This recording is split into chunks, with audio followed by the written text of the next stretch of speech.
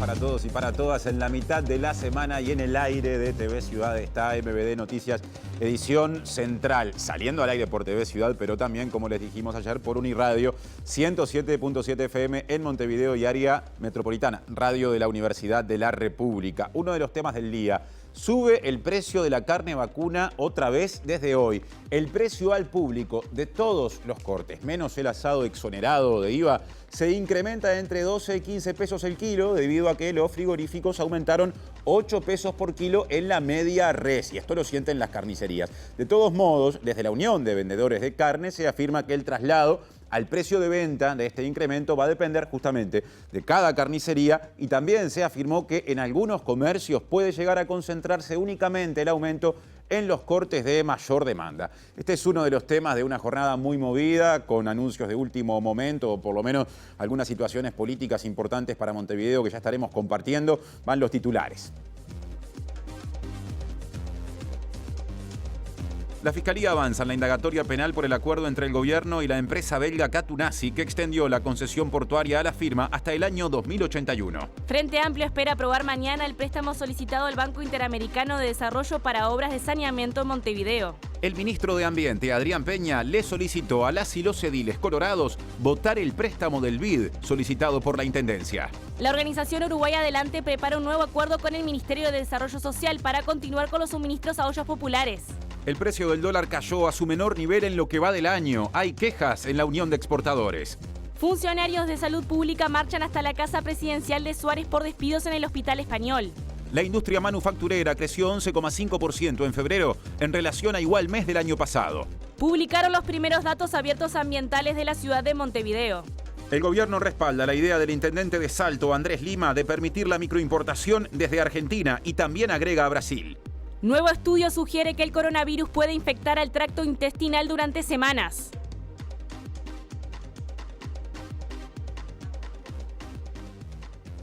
Y largamos nuestros móviles de arranque. Saludo a Mariana Abreu. ¿Cómo te va, Mariana? Bienvenida.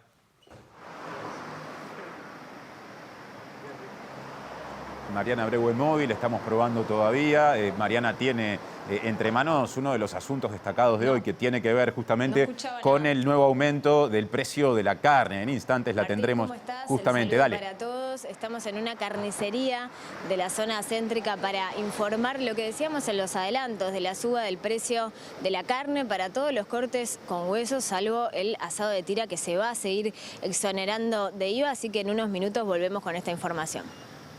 Mariana, por este adelanto desde ahí, adelantos que se van sucediendo desde distintos puntos de la ciudad, también desde estudios. Estamos haciendo la edición central de MBD Noticias y aquí en piso tenemos a Julieta Núñez Tomás, a quien ya saludo porque hoy va a desarrollar uno de sus informes. ¿Cómo te va, Juli? ¿Cómo estás, Tincho? ¿Todo bien? Todo bien. Sí, vamos a desarrollar un tema vinculado a las ollas populares. Están en este momento elaborándose un informe nuevo sobre lo que está sucediendo con respecto a las ollas y cuánta cantidad de personas están en este momento comiendo y alimentándose en las ollas populares, porque en este momento uno de los principales proveedores de insumos de las ollas populares a través del Ministerio de Desarrollo Social, que es Uruguay Adelante, está negociando una nueva partida hasta septiembre para poder seguir dando suministro. Así que sobre datos, personas y ollas populares vamos a estar hablando en el informe de hoy. Muchas gracias, Julieta. Ahora segundo móvil de esta jornada. El segundo móvil es con Diego Martini. ¿Cómo te va, Diego?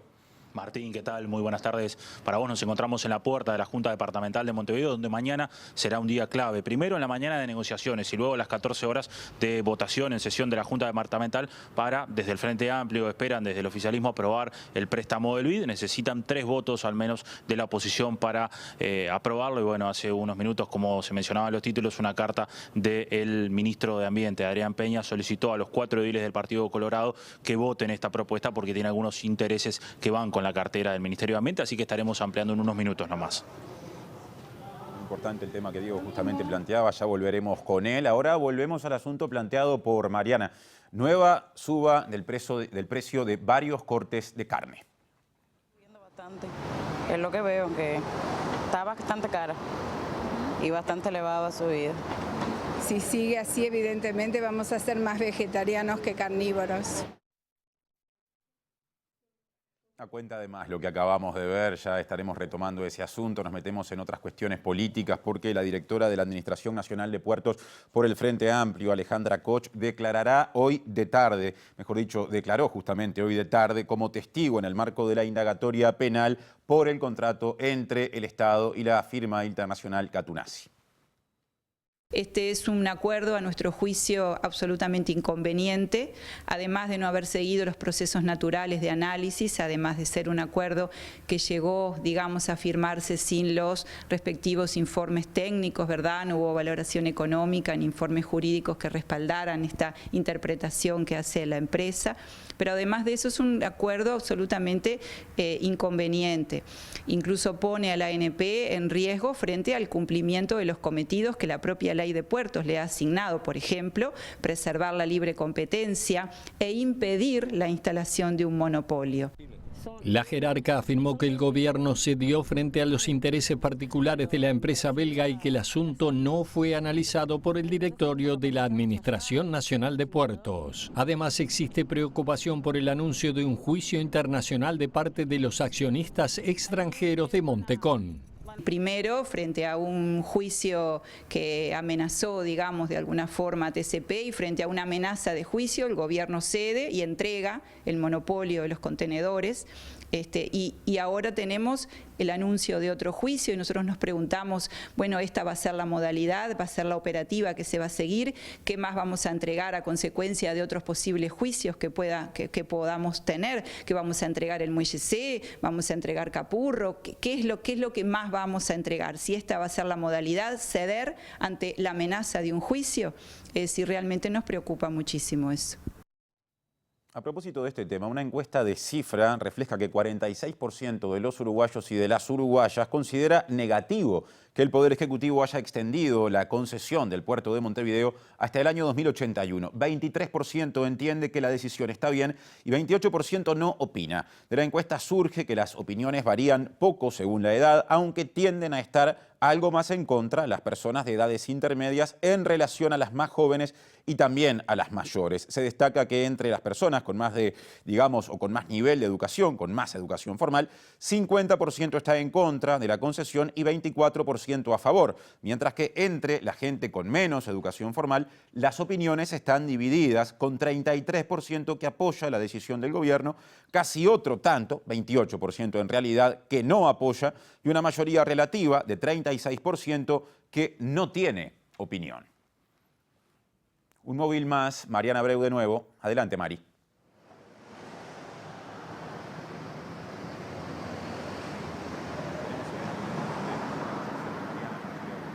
El comienzo de la edición de hoy. Martín, como dijimos, entre hoy y mañana esto depende de los frigoríficos que abastecen a las carnicerías. Está subiendo el precio de la carne para todos los cortes, salvo el asado de tira, los cortes con hueso, salvo el asado de tira, que se va a seguir exonerando de IVA por un mes más. Esto, bueno, según definió el gobierno. Se trata de una suba de entre 8 y 12 pesos, según nos afirmaron desde la Unión de Vendedores de Carne, y con ellos justamente estuvimos hablando más temprano con su presidente, Alfonso Fontella, desde la Unión de Vendedores de Carne. Bueno, no reciben de buen modo esta suba porque entienden que impacta en el consumo y además que va a impactar en los demás cortes, en los cortes también sin hueso en los próximos días.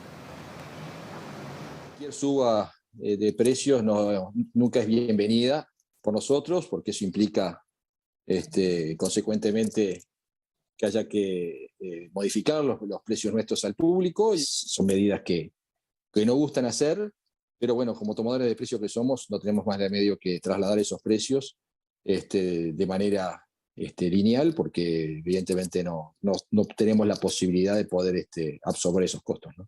Se había comprometido a la industria frigorífica a no tocar los precios, cosa que cumplieron.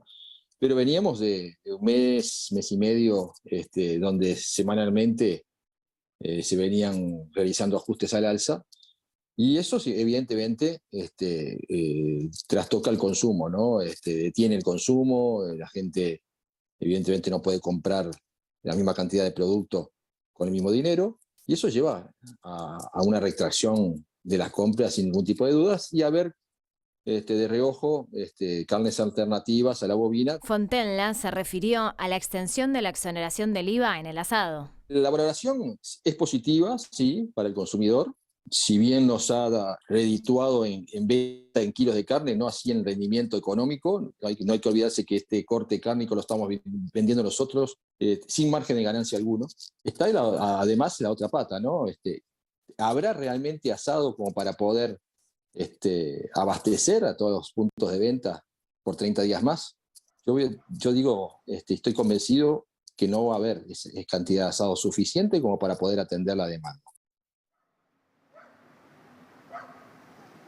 Bueno, Fontenla se refería a esta exoneración del IVA, si bien bueno, lo valoran, afirman desde la Unión de Vendedores de Carne que no les hacía una gran diferencia en lo que respecta a su rol en esta cadena productiva, y también, como escuchaban, mencionaba que según su parecer no va a dar abasto la oferta de asado de tira para abastecer al mercado. Y también me decía fuera de micrófono el tema de que se viene el 1 de mayo, el Día de los Trabajadores, que es el día que más se consume asado de tira en nuestro país, y que en este marco también estaba complicada la cuestión. Nosotros nos vinimos más temprano a esta carnicería de la zona céntrica para hablar también con los usuarios y cómo tomaban esta suba.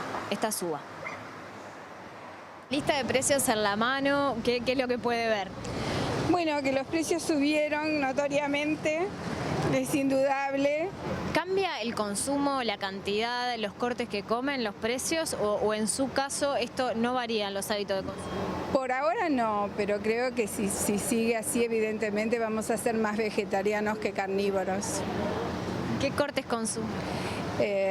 Mi preferencia es asado, bola de lomo, pulpón. Pero dependiendo en cómo siga esto, vamos a tener que ajustarnos. A una jubilación chica, el precio ¿Se complica? se complica. Más cuando después del 20 es peor.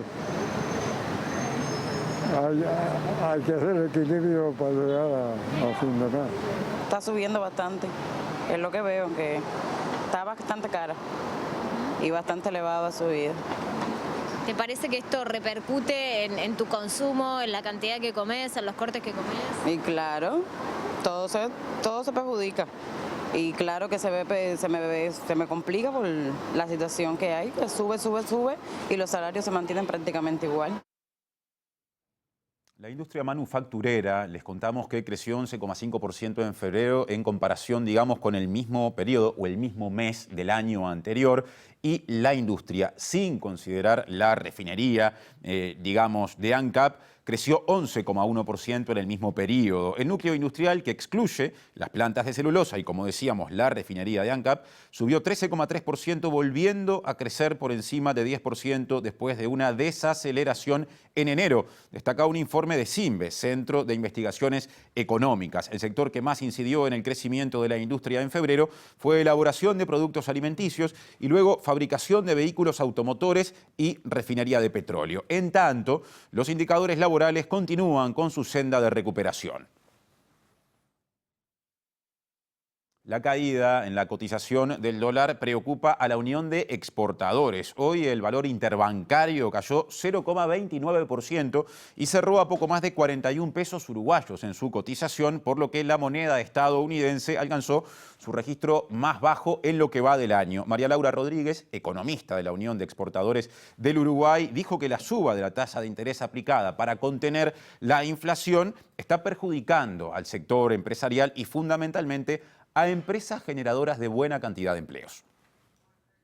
Esta es una situación realmente muy preocupante para los exportadores, porque en lo que va del año ha habido una caída bastante importante, y en particular en las últimas semanas ha sido seguidillas de caídas, alguna estabilización, pero esto continúa.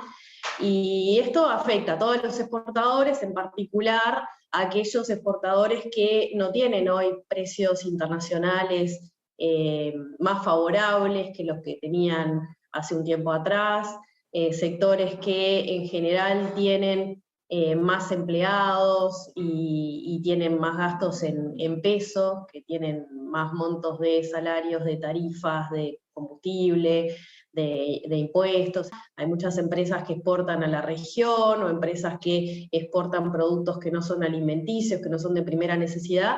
La economista opinó que para contener la inflación, el gobierno debería aplicar medidas alternativas a la suba de la tasa de interés, de manera de que el sector exportador no se vea perjudicado. El aumento de las tasas de interés que está efectuando el Banco Central generan incentivos para los jugadores para colocarse en pesos y eventualmente vender sus dólares, con lo cual eso implica un descenso de la cotización.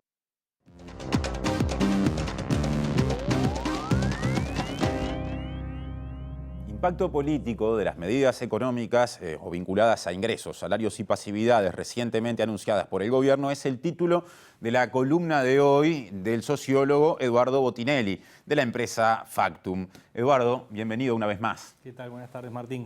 Evidentemente ha habido impactos políticos después de lo que anunció el presidente de la República. Si no me equivoco, anteayer por la noche lo tuvimos en vivo. ¿Cuáles destacás? Bueno, en primer lugar es la búsqueda de atacar un problema que no solamente tiene que ver con la pérdida de salario, esto que estuvimos viendo del aumento de los precios, de el manejo del dólar, sino que también estaba siendo un problema desde el punto de vista de la opinión pública. Eran las áreas que se miden habitualmente de la evaluación de gobierno, las que estaban teniendo evaluaciones negativas ya desde el arranque del gobierno, con la pandemia en el medio sin dudas, fueron los elementos vinculados a los ingresos de los hogares, a los aumentos de precio y a los niveles de pobreza. Entonces, el primer elemento es que busca impactar sobre eso, sobre la opinión pública, sobre la realidad, digamos, cotidiana en términos de salario real, pero, claro, también genera la idea de una buena noticia, es decir, se toman medidas y más allá de los matices que empiezan a aparecer en las lecturas que ha habido, porque cuando uno repasa las lecturas que ha habido de economistas de distintas vertientes, ponen en duda un elemento que viene a posteriori, aparentemente, que son medidas focalizadas. ¿Por qué me refiero a las medidas siguientes, digamos, a las que están anunciadas con respecto al Ministerio de Desarrollo Social? Y en ese sentido, hay una fórmula, digamos, que se está aplicando en este gobierno desde el arranque prácticamente, con pandemia o sin pandemia, vinculado a la pandemia o vinculado a otros elementos, que ha sido la dosificación de las tomas de medidas. Si nosotros repasamos, se van anunciando las cosas que se van a hacer y después se hacen las cosas, es decir, se anuncia que se va a hacer y se realiza la confirmación en un segundo momento. Acá sucede algo similar. Sucedió con el caso de la quita del IVA al asado en una semana, se anunció la de fideos y harinas en la semana siguiente, ahora se anuncia una medida que es para julio, se anuncia ahora, que también tiene otros elementos que podemos ver con respecto a los tiempos, de cuándo es que toma la decisión, pero también anuncia que el MIDES está llevando adelante un estudio para también anunciar medidas, es decir, se va dosificando. Ese último es una especie de anuncio de un anuncio, el del MIDES, ¿no? Es decir, es un paso antes todavía. Exactamente, en realidad ya fue anunciado, después fue replicado por la prensa al día siguiente y sigue estando en agenda que el MIDES va a desarrollar nuevas medidas a partir de la semana que viene o anunciar la semana que viene. Es decir, es un elemento que viene siendo bastante recurrente, que no es nuevo. La comunicación como gran tema, ¿no? Sin dudas, ¿no? Y tiene más de 500 años estas formas de comunicación también. Más de 500 años, dijiste. Sí. Nos vamos muy lejos, pero es interesante porque en general se habla mucho de que lo hace aquí como una innovación este gobierno y no se mira tanto hacia atrás. Claro, es que en realidad esa cuestión de dosificar las buenas noticias es un manejo de la opinión pública o de la ciudadanía en términos de cómo se les van comunicando las buenas noticias. En el medio, justamente, los anuncios empiezan a generar esos impactos, ¿no? Lo mencionaste en la introducción, Eduardo, hay impactos a nivel del propio oficialismo, ¿no? Mayores, menores énfasis, aunque respaldo de los principales socios, hay impactos también en la oposición y en un arco de organizaciones sociales muy amplio. Bueno, sí, claramente, digamos, hay una oposición y las organizaciones sociales en general, digamos, las grandes corrientes están dentro de la mirada crítica hacia el gobierno. Y hay un elemento importante que decía, bueno, el momento en que lo toma. Estamos a pocos días del 1 de mayo. Y este anuncio, de alguna forma, busca también incidir sobre lo que se pueda decir o anunciar el 1 de mayo, ¿no? Es decir, también el timing tiene que ver con eso. Ahora, las reacciones han sido, diría, por lo menos podemos separar en 3 o 4 elementos. Uno, el más técnico, digamos, que decía economistas de variadas vertientes, de distintas inserciones profesionales, que han hecho una mirada crítica sobre esta parte, sobre todo anunciando o alertando sobre la falta de focalización de estas medidas. Ahí entra lo otro que mencionábamos con respecto al MIDES. Pero después aparecen las miradas desde la oposición, sin dudas críticas, no con la medida en sí, sino con la oportunidad y con la dimensión. Pero después aparecen dentro del oficialismo, podemos decir, 2 grandes líneas. Una, que es la oficialista pura, decir, bueno, esto es lo que se necesita, es lo que había que hacer y está muy bien. Y otra que dice, esto son medidas que son buenas, que van en la dirección correcta, pero que no son suficientes. Y ahí aparece el reclamo que ya habían hecho previamente, por un lado el sector Ciudadanos, por otro lado Cabildo Abierto, en realidad en el orden primero Cabildo Abierto y después Ciudadanos, de reclamos de otras medidas adicionales que siguen estando presentes. Desde una perspectiva liberal en términos económicos, de repente cuando hablaste de personas analistas, esa sensibilidad podía estar en algunos de esos casos. Se ha cuestionado este paso, pero incluso dejando de lado a las y los profesionales de la economía que puedan tener esa visión, también hay un campo político partidario que suele tener o aplicar esa mirada sobre la política económica, que está, por ejemplo, dentro del propio partido de la calle Pou. ¿Entendés que este paso, que estos anuncios de la calle Pou pueden generar ruidos con esa sensibilidad, por más que se mantenga disciplinada políticamente? Bueno, sin dudas. Lo que falta ahora es la segunda parte. Es decir, ese anuncio del MIDES, que además aparentemente no son solamente una medida focalizada en el sentido de una ayuda específica, sino un cambio de programa, o algún cambio o alguna adaptación de programas, bueno, ahí podría estar siendo atendida esa otra mirada que planteabas. Ajá. ¿Cómo la sintetizás a esa otra mirada en términos políticos, digamos? ¿Hay sectores que puedan estar más cerca de esas demandas, por ejemplo? Bueno, sí. A ver, hay distintas miradas y distintas formas de llegar a lo mismo, digamos. Una es desde el punto de vista social y de cercanía social con el público más afectado. Si nosotros miramos estas medidas van al público formal. Primero, hacia lo público, hacia los pasivos, es decir, lo que domina el gobierno, después va a la negociación privada, pero es todo en el ámbito formal. Entonces, todo sector que está en contacto con el sector, con la informalidad o con otro tipo de inserciones o de demandas desde el punto de vista social, anclado al tema de los precios, bueno, los niveles más bajos desde el punto de vista socioeconómico, bueno, esos sectores políticos que están más hacia esos sectores o más vinculados, bueno, claramente reciben la demanda de una forma distinta que esa concepción que planteabas desde el punto de vista liberal económico. Gracias, Eduardo, por la columna de hoy y hasta la semana que viene. Nos vemos la semana que viene. Muchas gracias. Por favor, seguimos haciendo MBD Noticias edición central. Tenemos móviles, como ya les comentamos, como habitualmente ocurre. Saludo ahora o le doy paso de nuevo a Diego Martini. Adelante, Diego, vemos y escuchamos. Muy bien, Martín. Mañana será una jornada movida aquí en la Junta Departamental de Montevideo. Recordemos, préstamo del BID. Recordemos, en febrero se votó la prórroga de 70 días que vence el próximo lunes 25 de abril. Mañana está convocada una sesión a las 14 horas, pero desde las 10 de la mañana comenzarán unas negociaciones, porque en esa prórroga que se pidió, bueno, oficialismo y oposición empezaron a negociar cifras del préstamo del BID. Recordemos, un préstamo que fue aprobado, incluido en la línea del Ministerio de Economía y Finanzas.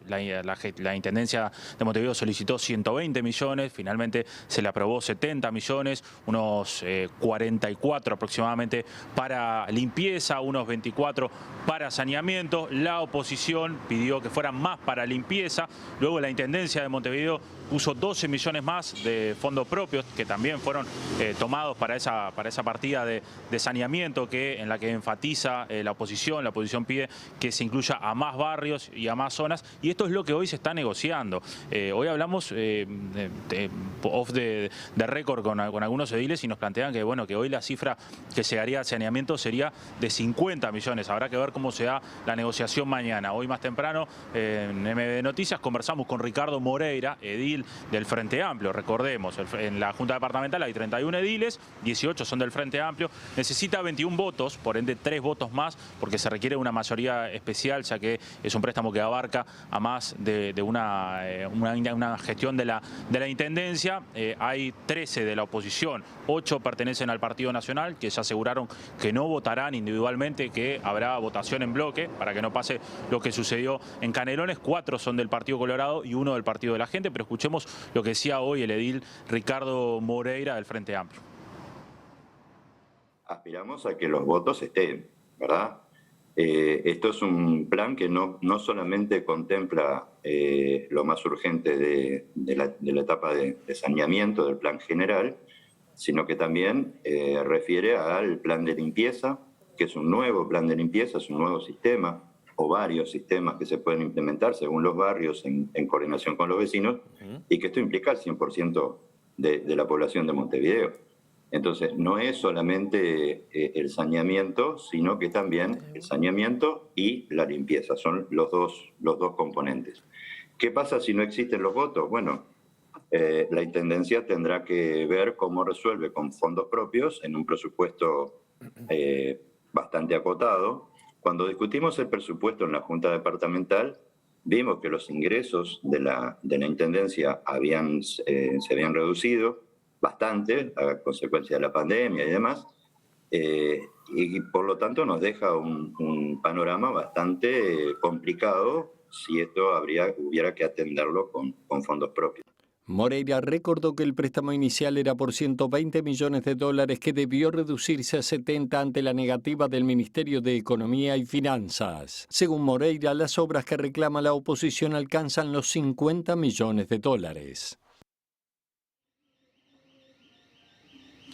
Plan Nacional de Gestión de Residuos, este programa que el ministro de Ambiente, Adrián Peña, tiene dentro de sus pilares en su gestión al frente de esta cartera, es lo que hizo que hoy a la tarde enviara una carta a 4 ediles del Partido Colorado. De los 4 ediles del Partido Colorado, 2 son del sector de Peña de Ciudadanos, quien es coordinador del sector, quienes no han manifestado todavía qué harían. Uno es del sector ballista, Matías Barreto, quien tampoco ha manifestado, pero se inclinaría a no votarlo. Y el otro es del sector Tercera Vía de Gustavo Subía, quien es el que ha dicho que no va a decir nada hasta la jornada de mañana ¿Qué haría? Bueno, la carta del ministro Adrián Peña pidió a estos 4 ediles que voten el préstamo porque tiene intereses nacionales dentro de este Plan Nacional de Gestión de Residuos. Así que en esta carta del ministro Adrián Peña, quien además se reunió con otras intendencias para poder llevar adelante también este Plan Nacional de Gestión de Residuos, que también corresponde a una política de Estado del plan que se haría, que con miras hasta el 2032,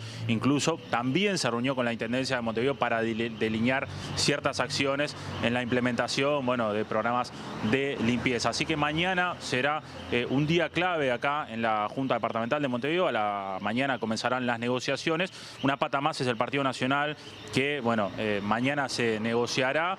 Puede haber una nueva prórroga si se llega a un acuerdo. Ahora, si no se llega a un acuerdo, no se va a pedir esa prórroga y esto no saldría aprobado, y como decía recién el edil Moreira, saldría con fondos propios de la Intendencia. Pero veamos lo que solicitó entonces el ministro de Ambiente y coordinador de Ciudadanos, Adrián Peña, en la carta que le envió esta tarde a los 4 ediles del Partido Colorado acá en la Junta Departamental de Montevideo.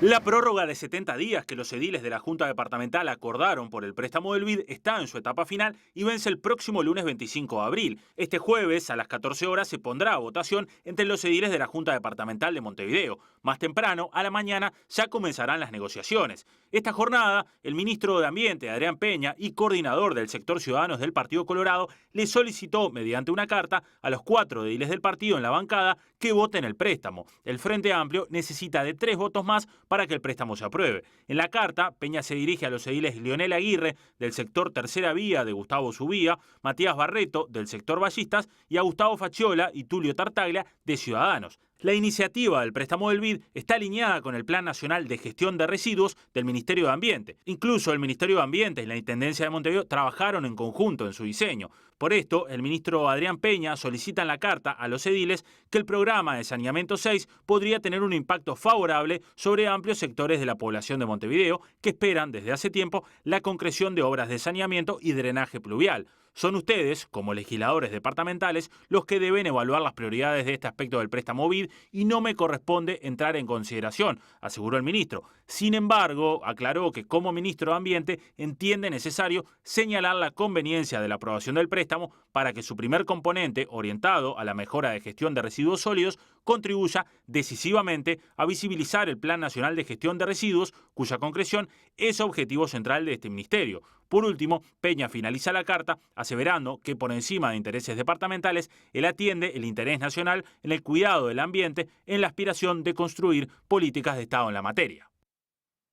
Aparte, las y los trabajadores de las cooperativas de clasificación de residuos y también de motocarros que están justamente formando parte del sindicato UCRUZ, se van a movilizar mañana a las puertas de la Junta Departamental de Montevideo a las 12 pidiendo que se apruebe este préstamo del BID.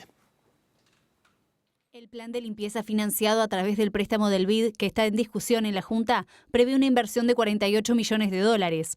El tema de la basura ya es una emergencia ambiental. Sabemos que la situación de la cantera ya está en su límite.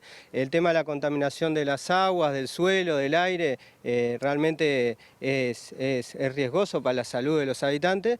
Y bueno, tiene el lado ambiental, que es para toda la ciudadanía, que todos necesitamos tener una ciudad limpia, pero también tiene la parte económica y laboral, que son cientos de trabajadores que hoy están informales y que podrían pasar a tener mejores condiciones de vida, ¿no? Para la reestructura de la recolección se destinan 8,3 millones de dólares al mejoramiento de las plantas de clasificación y otros 5,3 millones de dólares al montaje de 6 ecocentros, que sumado a otras mejoras en el sistema, favorecerá el reciclaje. Estamos peleando para poder lograr circuitos más limpios, porque también para nosotros es otra forma de trabajar y es importante que ganemos esto porque vamos a generar puestos de trabajo. Podemos llegar a reconocer el labor que hace el clasificador, que hoy no se reconoce, hace muchos años que clasificamos como uno más del montón y no nos sentimos reconocidos por nada. Asuntos vinculados, porque el director de Desarrollo Ambiental de la Intendencia de Montevideo, Guillermo Monchequi, va a estar hoy a las 22 en la pantalla de TV Ciudad como invitado central en la entrevista principal de Sobre Ciencia, justamente el programa que se emite aquí en TV Ciudad. Va a presentar la plataforma web de datos abiertos ambientales de la ciudad de Montevideo y también va a analizar algunos resultados que se desprenden. Hay mucha información que está en el observatorio que la Intendencia hace mucho tiempo que la tiene y la maneja para sus decisiones. Lo que buscamos hacer con el observatorio es, primero, dejar esos datos disponibles para que otros puedan usarlo, pero además también incorporarle visualizaciones para que la población en general pueda verlo en una gráfica, cómo están los niveles. Y por supuesto que se toman decisiones. Mira, nosotros todas las mañanas la gente de limpieza revisa cómo fue el comportamiento de la recolección en la noche anterior y ajusta los circuitos que tiene que hacer en ese día, dependiendo, bueno, acá me quedé para atrás, voy a poner mis esfuerzos acá, y eso nos ha permitido mejorar un poco bastante la eficiencia en eso. Y además sacamos conclusiones más de mediano plazo. Voy a decir, bueno, como yo te decía recién, ¿en qué zona yo tengo que actuar mejor? Bueno, acá tengo una mancha roja. Bueno, ¿cómo resuelvo esa mancha roja? Digamos, ¿no? Mancha roja, digamos, en el mapa, ¿no? Claro. En esta zona hay más reclamos. Bueno, ¿qué está pasando acá? Claro. Porque no es solamente responder, claro, que es súper importante porque muestra un compromiso de la Intendencia pero además decir, bueno, pero acá está pasando algo más de fondo. Entonces, ¿qué podemos hacer para corregirlo, ¿no? El Sindicato Policial de Maldonado cuestiona al director de Seguridad y Convivencia del Ministerio del Interior, Santiago González, porque se entiende que le falta el respeto al colectivo y que, entre otras cosas, desconoce su historia. En un programa de televisión de Canal 10, González afirmó que el Sindicato Policial de Maldonado está contra el gobierno. Ante esto, el Cipolma expresó que jamás estará en contra de gobierno alguno, pero sí en contra de las políticas improvisadas de seguridad pública y a las que directamente perjudican a los policías. Como ejemplo de las malas políticas menciona el regreso de los aumentos miserables de salarios de gobiernos anteriores al 2005. Agrega que González tiene desconocimiento de la historia y la trayectoria del sindicato desde la llegada misma de la sindicalización policial y deja en claro que es un advenedizo en el Ministerio del Interior y se encuentra aprendiendo sobre la marcha todo lo relacionado a la seguridad pública. El Cipolma también denuncia presuntas irregularidades en los controles para que personal policial no realice tareas de vigilancia, custodia o asesoramiento en materia de seguridad fuera del ámbito del Ministerio del Interior, ya que eso está prohibido en la ley de presupuesto. Expresan tener conocimiento que en Maldonado más de un centenar de policías incumplen la ley realizando tareas de vigilancia y seguridad en hoteles, chalets privados, shopping y establecimientos rurales ante la pasividad de las autoridades que no fiscalizan. Las ollas populares como respuesta a la situación de complejidad en términos económicos siguen vigentes y son política pública. Habrá que ver cómo, porque genera discusión el abordaje que hace el Mides. De una cantidad de temas vinculados con todo esto ya desarrolla su informe Julieta Núñez Tomás. Adelante, Juli. Tincho, sí, de hecho lo que está sucediendo es que hay una política pública con respecto a esto, pero en este momento no tenemos datos oficiales, no tenemos cifras sobre la cantidad de personas que están comiendo en ollas y merenderos populares, porque el último relevamiento que se hizo en este sentido es del año pasado y porque en este momento además hay diferentes actores que tienen versiones encontradas sobre, por ejemplo, si el número de personas subió o bajó, el número de personas que concurren a estas iniciativas. Como les mencionaba, la última cifra oficial que tenemos es de abril de 2021, que dice que había 60.000 personas que se alimentaban en ollas y merenderos populares. Y por otra parte, en octubre de 2021, un poco más reciente, la Intendencia de Montevideo hizo un relevamiento con una base de datos de la organización social Solidaridad UI, en el que llegó a la conclusión de que había 277 iniciativas en Montevideo, la enorme mayoría en los municipios A, D y F, es decir, en la periferia de Montevideo, y se concluía además en este informe que el mayor problema, el 80% de las ollas señalaba que el mayor problema era el acopiamiento de alimentos, ¿verdad? Que no estaban logrando tener la cantidad de alimentos necesarios para abastecer a la gente que concurría a estas iniciativas populares. Como decíamos al principio del informe, en este momento la organización Solidaridad UI está realizando un relevamiento para conocer los datos de personas que consumen en ollas populares, que van allí a buscar sus alimentos, ollas populares, merenderos y también canastas. Esta organización tiene una base de datos que está en este momento puliendo, actualizando mientras va consultando las distintas iniciativas y a lo largo de este tiempo, desde el 2020, ha compartido esta base con Uruguay Adelante, con la Intendencia, con la Facultad de Ciencias Sociales y con otras organizaciones, pero en este momento está cerrada esta base de datos porque es una información sensible y que están tratando de cuidar. Pero bueno, más adelante obviamente iremos actualizando esta información y sabremos cuál es finalmente el resultado y qué es lo que ha sucedido. Como ya sabemos, pero es bueno aclarar, hay diferentes formas en las que las ollas y merenderos populares consiguen los insumos con los que preparan la comida. Hay algunas iniciativas aquí en Montevideo, estoy siempre hablando de Montevideo, que lo hacen mediante el apoyo de la Intendencia de Montevideo con el plan ABC. Hay otras que lo hacen mediante la organización Uruguay Adelante, que gestiona el dinero que el Ministerio de Desarrollo Social determina para esta política pública, como mencionábamos. Hay otras que reciben los insumos de Uruguay Adelante mediante la Coordinadora Popular y Solidaria y con donaciones también que reciben allí, y hay otras que se autosustentan completamente pidiendo donaciones y además comprando de su propio bolsillo los alimentos. La organización Uruguay Adelante, que mencionábamos recién, está en este momento negociando con el Ministerio de Desarrollo Social los insumos para lo que queda de aquí hasta septiembre, para poder obviamente dar respuesta a lo que sucede en invierno, que todos sabemos que son épocas difíciles para las personas y épocas en las que se busca un plato de comida caliente sobre todo. Así que vamos a escuchar al referente de Uruguay Adelante contando cuáles son los pronósticos para lo que viene y cómo viene la negociación con el Ministerio de Desarrollo Social. Está muy avanzado para poder seguir hasta septiembre y ahí reevaluar nuevamente. Veremos en estos días qué es lo que termina de pasar. Es hasta el fin de abril que tenemos el presente convenio. Estamos nosotros presentando todas las rendiciones correspondientes, porque también está eso otro. Nosotros tenemos una rendición cada 2 meses, una rendición doble, frente al MIDES y frente al Ministerio de Economía y Finanzas. Entonces, cada 2 meses pasar por eso son un montón de papeles que hay que preparar. Y estamos preparando todo, la última parte ahora, para ya entregar la rendición final y en función de eso poder hacer esperemos, firma del convenio para pasar el invierno. Digamos, en nuestro universo pasamos de 270 entregas a 225. Hay una baja clara. Y no es porque tampoco entreguemos menos insumos, entregamos, en realidad, lo que es la, entre comillas, receta se ha mantenido.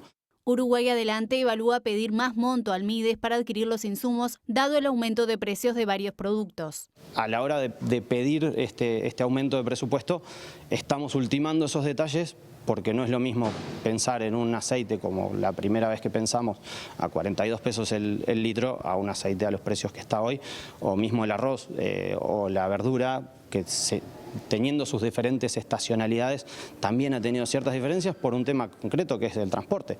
Entonces hay distintas variables que nosotros tenemos que hacer digamos, equilibrio dentro de nuestro tablero para que al final del día todo el mundo que es parte de las ollas, y que ojalá cada vez sea menos y las ollas sean cada día menos necesarias, pero que mientras que sean necesarias tengan toda la comida que necesitan.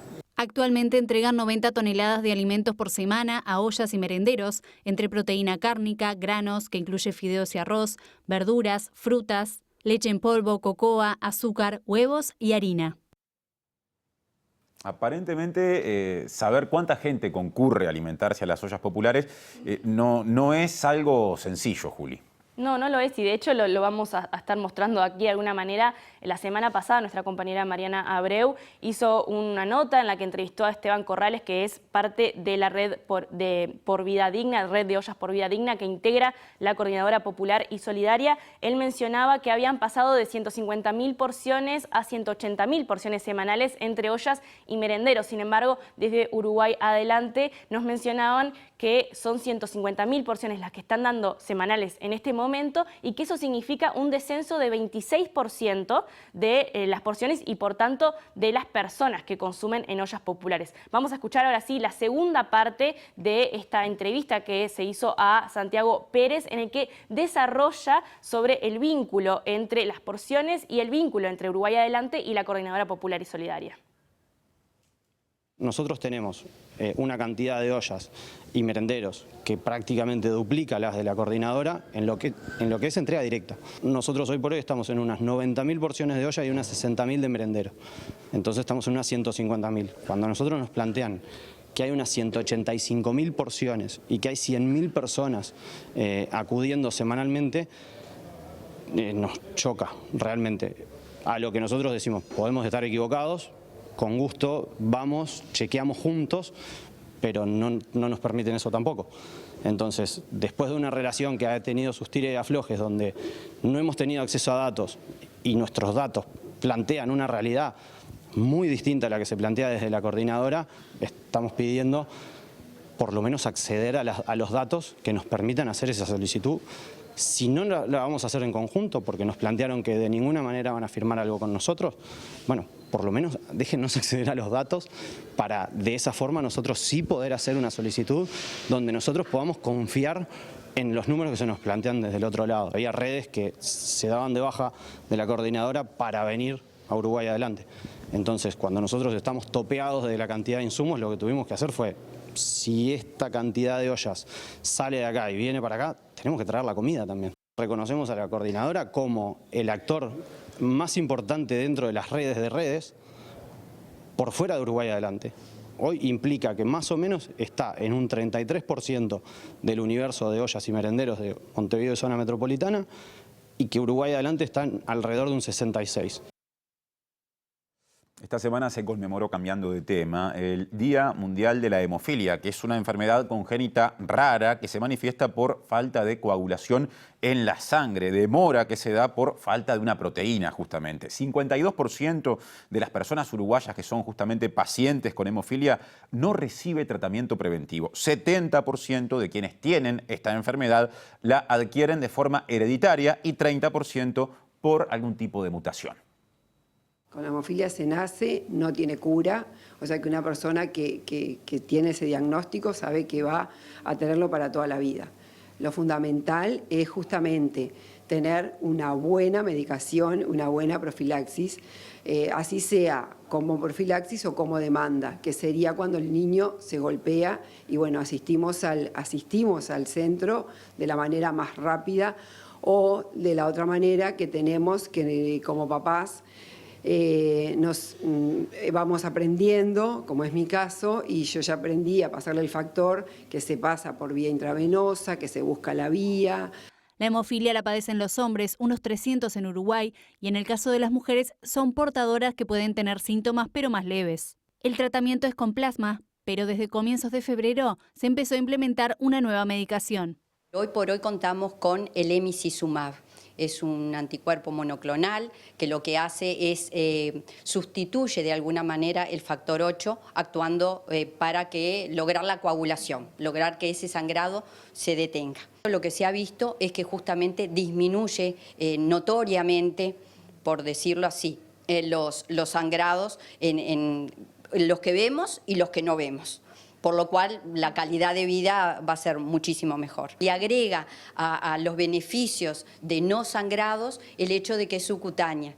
Además, la Asociación de Hemofilia del Uruguay trabaja en un proyecto de ley para que se vuelva a nombrar un centro de referencia integral para adultos que fue creado y revocado en 2020.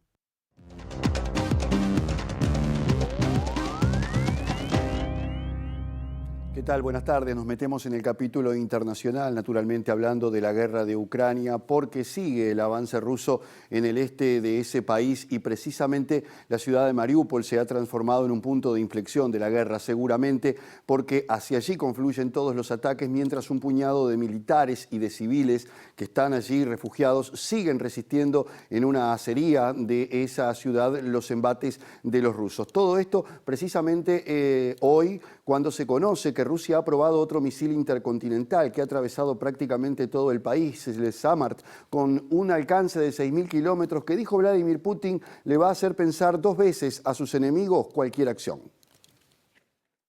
El ejército ucraniano sigue resistiendo en la ciudad portuaria de Mariúpol, en el que es considerado su último bastión, la planta siderúrgica Azovstal, donde también se encuentran decenas de civiles, y el comandante de la Brigada 36ª de Infantería de Marina de Ucrania, Yeri Volina, emitió hoy un dramático video en redes sociales en el que señala que las tropas de su país se encuentran enfrentando sus últimos días, sino sus últimas horas.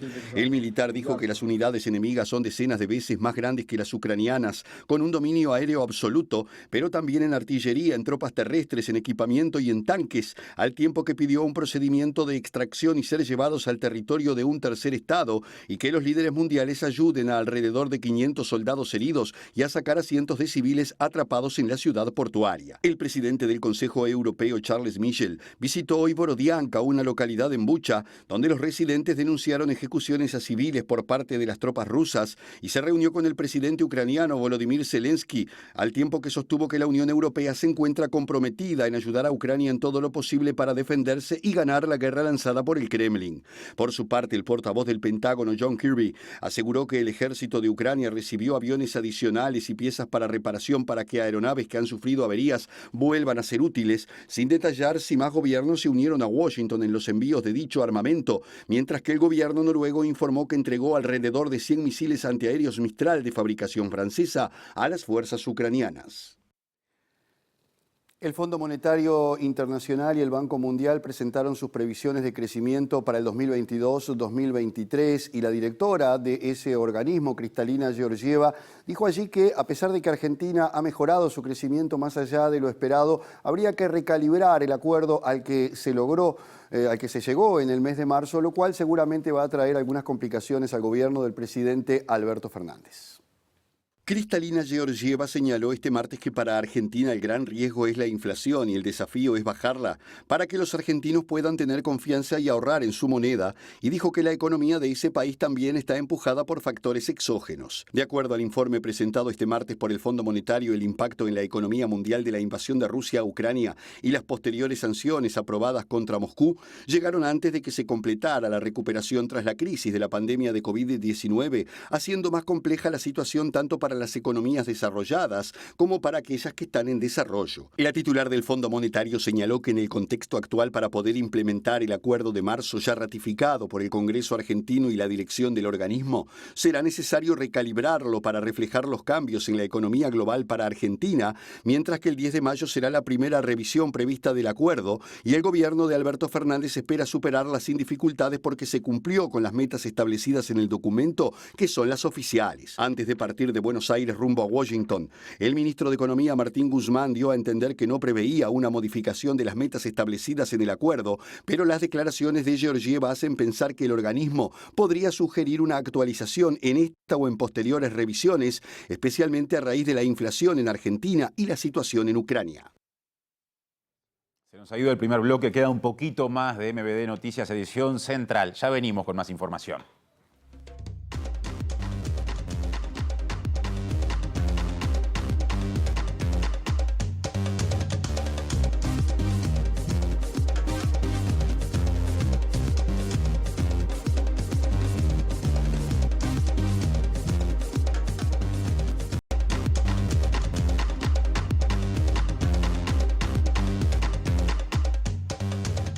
Segundo bloque, algo de la pandemia en Uruguay, porque la profesora agregada de virología Adriana Del Fraro dijo que si bien en este momento hay tranquilidad en términos sanitarios con respecto a la COVID-19 en nuestro país, hay que mantener medidas de prevención y también cautela.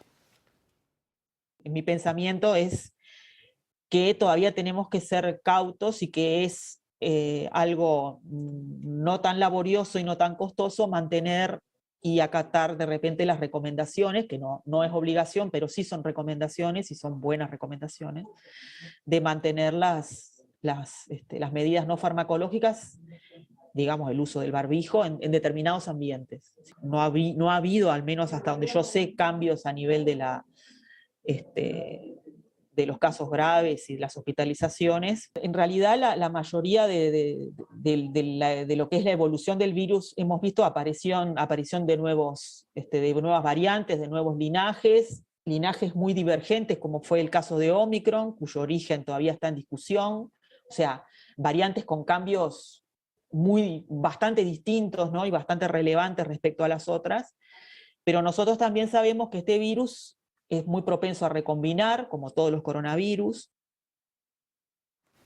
Ya se viene el lado B a la pantalla de TV Ciudad, las pasividades hoy como gran tema, con más de una voz, más de un testimonio y de una opinión al respecto. Ahora repasamos el pronóstico del tiempo elaborado por Inumet y la perspectiva no es del todo buena para Montevideo y área metropolitana. Primero vamos a repasar lo que se prevé para mañana, jueves 21 de abril. Una mínima de 15 grados, una máxima de 22, pero atención que no se descarta que llueva por la mañana, aunque mejoraría por la tarde.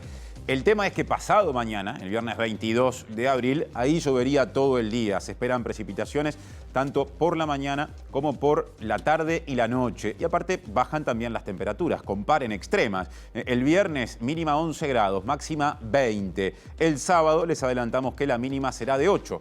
Más abajo todavía, pero recupera bastante la máxima y llega a 25, lo que se dice amplitud térmica. Y hasta aquí la edición de hoy de MBD Noticias Central. Quédense en la pantalla de TV Ciudad y mañana puntualmente a las 7 de la tarde nos reencontramos. Que pasen bien.